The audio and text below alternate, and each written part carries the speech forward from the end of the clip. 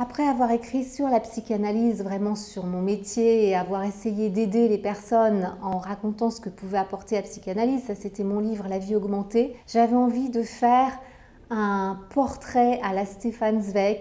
J'adore cet auteur, je trouve que c'est un biographe extraordinaire. Il connaît très bien l'âme humaine parce qu'il connaît la théorie psychanalytique.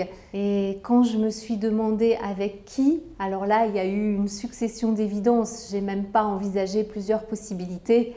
Succession d'évidences qui venait de loin. Bon, déjà de ma passion pour le football. Je pense qu'on ne peut pas aborder Zidane en dehors de son milieu. Il respire football, cet homme-là. Et moi, je suis une petite fille du football. J'accompagnais mon père au stade très tôt. Et ensuite, il y avait ce souvenir d'un voyage au Bangladesh que j'ai fait. À ce moment-là, quand je l'ai fait à la fin des années 90, Zidane n'était même pas champion du monde. J'avais aucune idée de ce qu'il en resterait.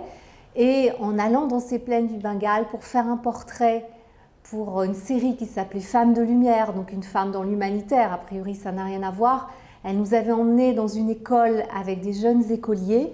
Et là, il y a une scène que j'ai jamais oubliée. Donc elle nous présente comme des Français. Ces jeunes écoliers n'avaient jamais vu ni d'Européens ni de Français. Et il m'a dit « Zinedine Zidane », en un mot tout attaché.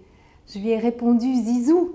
Et là, il s'est jeté dans mes bras et c'était une très belle scène. C'était une sorte de communication.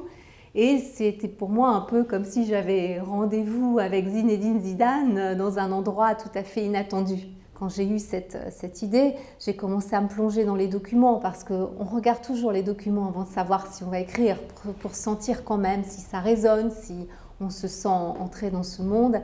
Et j'ai vu une interview absolument magnifique de Zidane, tardive en 2017, où on revenait sur sa vie et on projetait sous ses yeux les images de son père.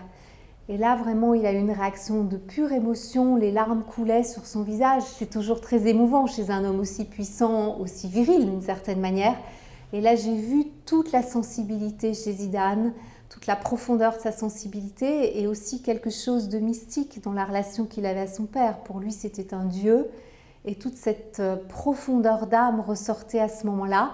Et là, je me suis dit que j'allais faire un beau voyage et ça a duré 3 ans.